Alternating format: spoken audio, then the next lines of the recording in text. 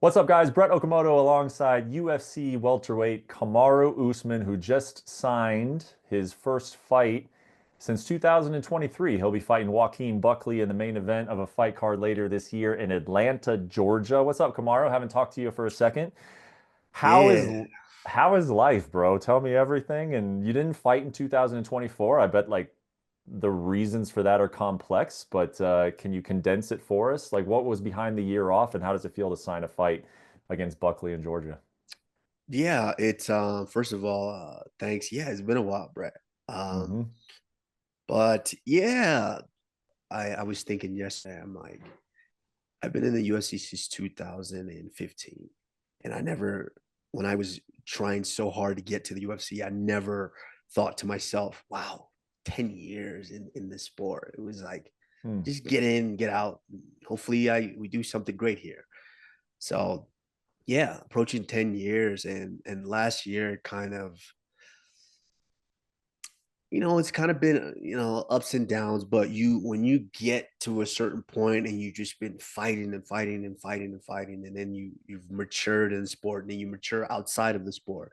It's a lot of different things that you want to do, a lot of things that come into play, and there's just really no room and no opportunity to really do that when you're in the fire. And so after 2023 was like, okay, you lost the title the year before previously, you lost the title and fought again in 23 to try to get that back. Unfortunately, you fell a little bit short. And so it's like, all right, well, where do we go from here? Now you have a little bit of time, all those things that you've needed to kind of do, you wanted to do. Now you have a little bit of time to kind of do it. And then that last minute situation came in where I wanted to stay in the fire because I asked for that fight months before that. And I said, give me a proper time. Let me train for this guy, and I like that challenge. But unfortunately, it wasn't given to me. And then get a call in a week and say, hey, are you still interested in doing this? And I'm just crazy enough to go, sure, let's do it. And fly halfway around the world and attempt to do that. But unfortunately, fell a little bit short there. But even in falling short, I realized I'm like, hey, I have to be true to myself here in what I do, and as far as preparation. I love, as much as I hate it, it's a love hate relationship, but I love preparing for these. I love really indulging in thinking what that guy's thinking, how that guy's going to try to approach this, and playing that game. And unfortunately, I didn't get that opportunity. But, it took a year off to really do some of those other things. And I tried to take care of little injuries that were nagging. And yeah, I got to a place where I'm like, you know what? I miss this. It's time to get back in there and yeah, and enjoy it again before it's gone, because 10 years went by just like that. So here we are. You know, I feel like I ask this question to fighters a lot when they're in towards the twilight of their careers and they're in this spot. And particularly it's always more kind of stronger when it's someone like you who have held the title is right there with like, it's 1A and 1B, whoever you have about GSP and you as the best welterweight of all time. Like, why, what is it still about this? Like, you got nothing to prove. You've made a ton of money. You've fought every single person of your era. So I get it, competition. Like, I love competition, man. Me and Gaethje are buddies because we go out and play golf for money because, like, I love the competition as well. So I get that Right. part. I can appreciate that part. But to be putting yourself through this and to be putting yourself in harm's way as well, and like all the media that comes with it and everything else, like, what is it about it that is bringing you back? That's a great question. It's when I got into the sport at the beginning, it was never about want to be popular, want to make a bunch of money, I want to be famous or any of that. It was yes, competition was a big part of it, but it was just something inside of you, was that you get that feeling of that modeling. I'm in this area, and my opponent is probably want to let your spirit fight, figuratively speaking. You want to let it go through that adversity to see if you can overcome it. And it's that mano y mano. And I still have that. And I know I over time it starts to wither away and it starts to kind of die. That's why some athletes go, I don't have that fight in me anymore. But for me, it's like there's still that question. It's still there. But I'm very, very rational with myself to where I understand that, the destination is a lot closer than, at the beginning. And Mhm. so I still feel that burden to to prove that to myself that I can get up and really still compete here at that. And so that's what it is. It's just exercising that spirit and letting my spirit go out there and fight. And so that's it. I know there's not a ton of fights left. I'm not wanting to sit here for 20 more fights and whatnot. No, I'm mature enough to understand that. With Buckley, why was it Buckley? And I mean, over the last year, there were rumors about you returning all the time. Can you tell us just how close you were to returning, who you thought it was going to be? I mean, you have a podcast, so like you said, you were interested in the JDM fight. There were a few others that was kind of circulated. I think the JDM was the closest one. How did we get to Buckley, and sort of how close were you to returning earlier than this? Yeah, it was just a bunch of rumors here and there because people wanted to still see me get in there and compete and especially with the last time they saw me go out there and perform, even though it was on 7 days notice and just coming off, jumping in there and performing, everyone's like, well, he did that in 7 days. Like, I want to see this guy still get a training camp and go out there and perform. And so, yeah, it was always still rumors been circulating around. JDM was a rumor. Out of everyone, I think the closest was probably Shafkat, and that was the fight where he fought Gary. Mm-hmm. I think that was the closest because you know, I love to save the day sometimes.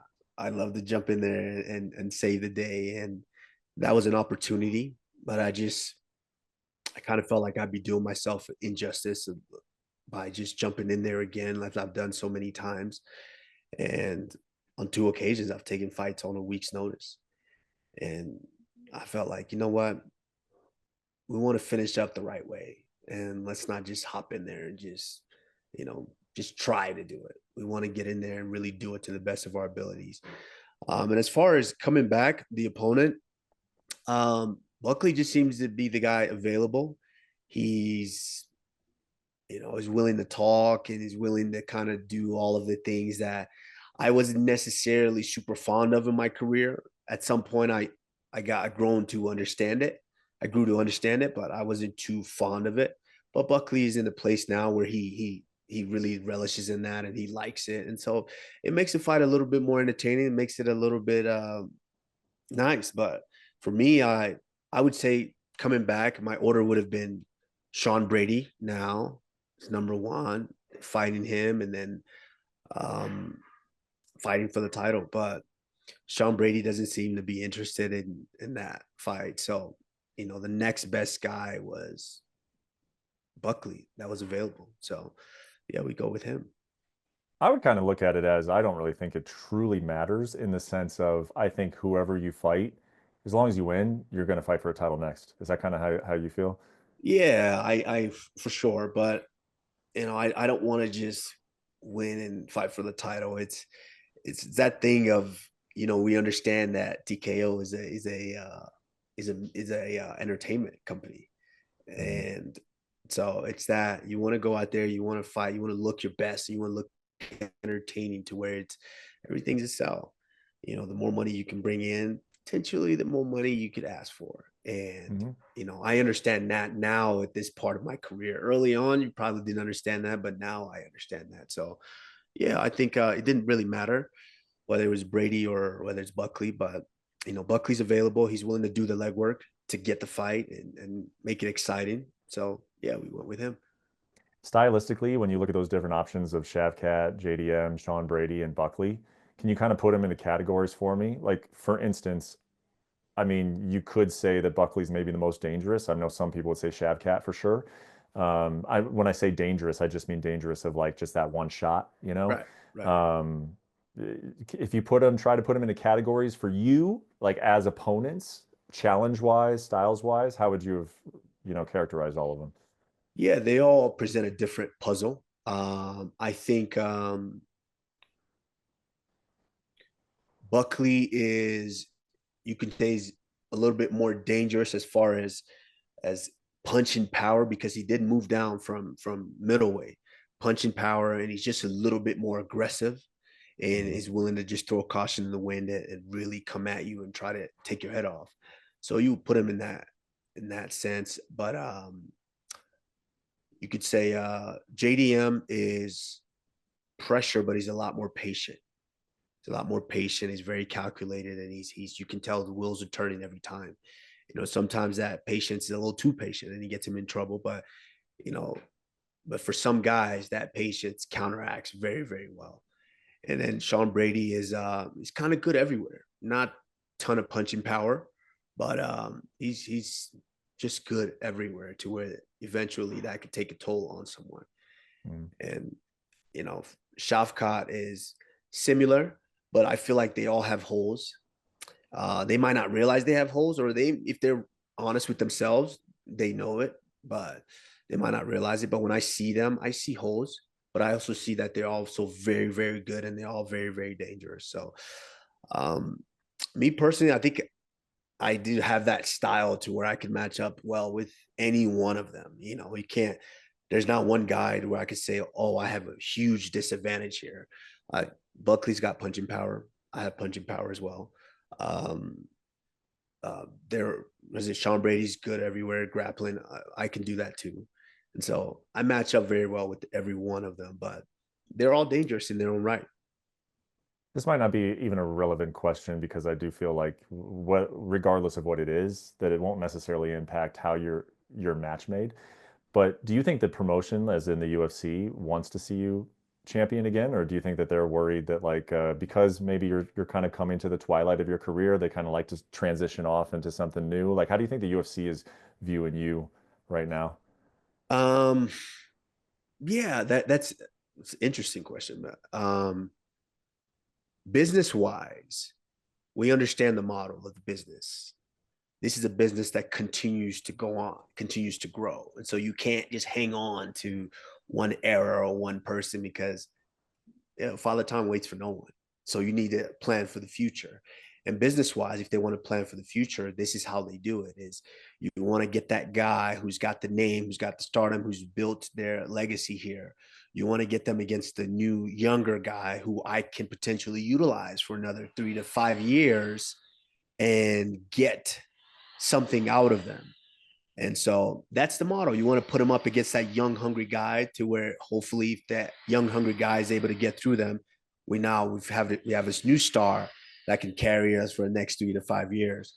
But also, as I guess you would say, the relationship part of it, you could Hmm. say that, yeah, they might want to say, you know what, this is a guy that has been champion for us. This is a guy that has been excellent to work with and has really done well for us as a company.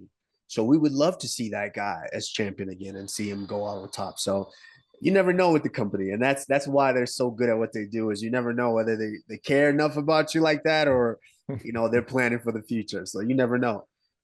Well, let me ask you this, and this is just pure speculation, but we always do this in, interviews and on analyst desks and everything else. Like we love to speculate about the sport. What do you think is going to happen? Belal Muhammad is fighting JDM this weekend at UFC 315. It's kind of sort of people think it seems that way if you read between the lines that if Belal were to lose, Islam might be moving up. Obviously we got your big fight later this summer. How do you think this is all going to play out? And it's obviously so hard to predict, and you have things that you hope play out in terms of your own involvement in it. But how do you think this is going to go? I hadn't really thought about it. That's it. The crazy part is I hadn't really thought about it. Now that you asked me that question, it hadn't been a factor whether or not, okay, if Islam moves up, now we have to compete against him. I never really thought about that. But I mean, it's I see where, okay, if JDM, and this is a lot of people are kind of writing him off here, but he has a good chance of potentially. I think he has more pop, a little bit more power than Belal. I think his striking's a little bit more fluid than Belal. Obviously, Bilal's pace is and grappling potentially will give him some problems, but I don't count him completely out of that fight. So if Belal does lose there, now you've got, after I get through Buckley, it's like now we've got a situation where, and that's later this year, towards the end of the year, do we have a new welterweight champion? And am I competing against that guy? But yes, if Islam does move up, that throws a wrench in all the situations. So I hadn't really thought that much about it. But for me personally, I think Islam is going to fight a lightweight again. Mm-hmm. But I don't know. It's taken a long time now to get that fight done, the Ilya Taporia versus Islam done. So there's a potential that that fight is not happening. What are your thoughts on Bilal? And I gotta be honest, I didn't really know that there was this. I don't know how you're gonna feel about me bringing this up to you here on camera, but there's a there is there some rumor or some like questioning over did you go after him on a podcast set or something? Am I behind the news cycle on this? What is No, the there's a background, the past with you and Bilal? no, there's allegedly a lot of speculation, a lot of things being said. No, it's Bilal's a guy that I never really, he was always around, and I never really took like paid attention to because I was doing what I needed to do to get the. I was always fighting the next guy up, next guy up. I didn't really pay attention to Belal, and um, but now I'm forced to actually look at Belal. He's not bad. He's just good everywhere. So and that's been working. That's worked for him. So he's not bad. I'm not never in any way discrediting that. I think once I was forced to pay attention to him, I started to kind of see the antics that goes on outside of the cage. And I was never that guy. I wasn't, if I was champion and the next guy up was barking at me, and then of course I would respond, all right, and then we get in there and we'd settle it. But Bilal just seems to be a different type of champion who he's willing to make memes and he's willing to get on Twitter and social media because he wants the attention. He craves that attention. Even if you're a lightweight, even if you're a guy that's a flyweight that's not even in his division, he's willing to have that back and forth with you. And for me, I just find it a little bit distasteful, and I wasn't a part of it.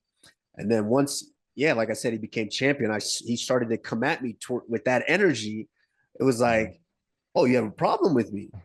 Well, if you have a problem, I don't really do play the internet game. Let's talk it out. And so, yeah, we invited him on a podcast, and it went how it went. That's all I could say. Eventually, hopefully, we'll release that podcast because it wasn't really. He was only there for like maybe 10 minutes. It wasn't really long, and then it was over, and he left. But Mhm. yeah, that was about it.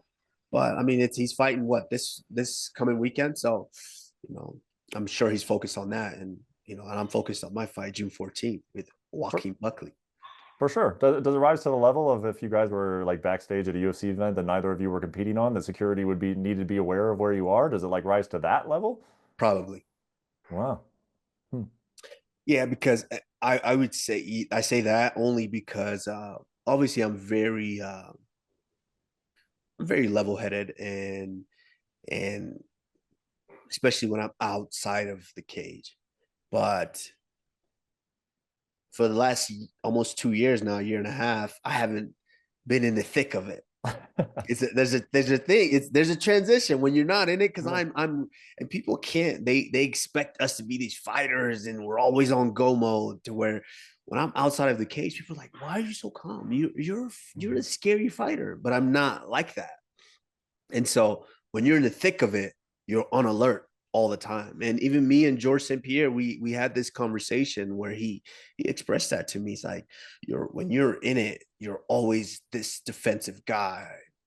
Mhm. And I hadn't been that for a while, but now that I'm back in the thick of it, Mm. yeah, you probably have to have security back there with us. You know, UFC's welterweight division has kind of been like a division defined by eras, and to an extent, a lot of these divisions have, but maybe I think welterweight even more because you got Hughes, then GSP, then Woodley, then yourself, and of course that there were champions in between, but those were pretty strong, definable eras. Do you think Bilal is capable of that type of era? Not trying to talk any type of trash. Like you look at his game, is he capable of that type of era? I think so. I think so because in order to really kind of have a strong hold on a division, you have to be good enough everywhere. In the divisions where you see kind of it just change hands over and over and over, there's usually the champions usually lacking some sort of skill. And when you look at a guy like Matt Hughes, he could wrestle, he could grapple, he could catch you and submit you, but he could also stand with you. Hmm. And then you see a new young guy like George to where he added fine tuning and different elements to that, to where he could find a way to out wrestle you, he could find a way to out jab you, he could find a way to out kick you and out grapple you. And then myself come in to where you find a way where I could definitely dominate on the ground. I could not just outstrike, I can put power on you too and potentially get you out of there. And and now Belal is in the place where he can kind of do everything pretty good. We Hmm. haven't really seen his punching power, um, but now that he's champion, give him time to potentially work on being confident in that aspect. We might be able to see it, and so.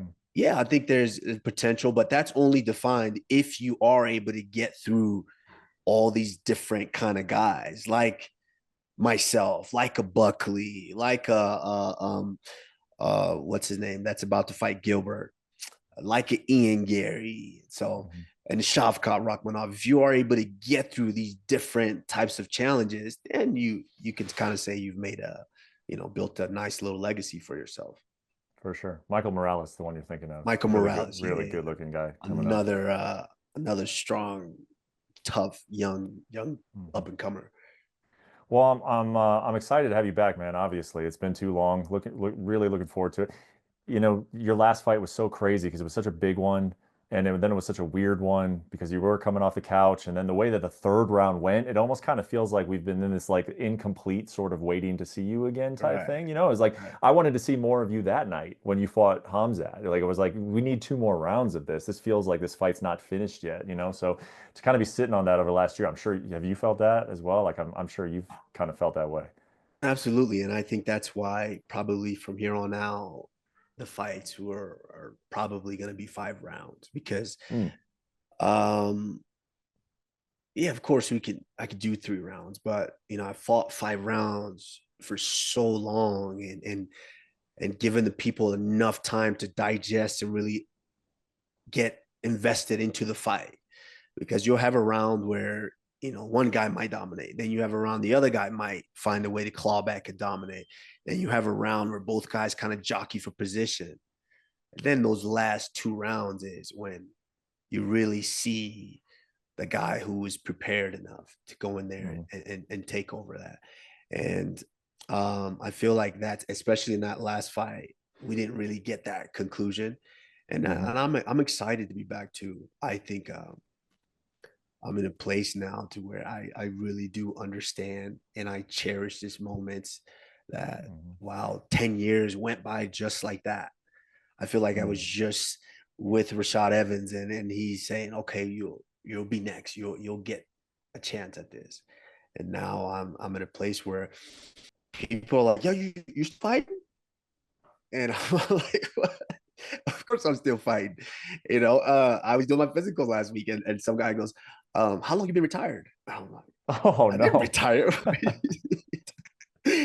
Yeah, so I'm excited. I'm excited to feel all the nerves again. I'm excited to feel that anxiousness, that jitterness, that all of those feelings, because when it's gone, it's gone. And I've have tremendous mentors throughout, and listening to them and really taking in their journeys and what they've done. And I understand that. And guys like George Santiago, Rashad Evans, Robbie Lawler, and so many others. I understand, and I want to finish and really cherish, the end of it. Yeah, for sure, man. Yeah. Well, I'm excited to watch you do that. And Atlanta seems like a good place to do it at. I like that city. That'll be a fun place. Yeah. They haven't been there for a while, so the excitement level should be high. The crowd energy should be good. And like you said, Buckley kind of knows how to sell a fight, so we'll get that going that week. Yeah. So, yeah, man, thank you for taking the time, Kamaru, and best of luck in camp, and we'll see you in Atlanta. Yeah. My man, appreciate you.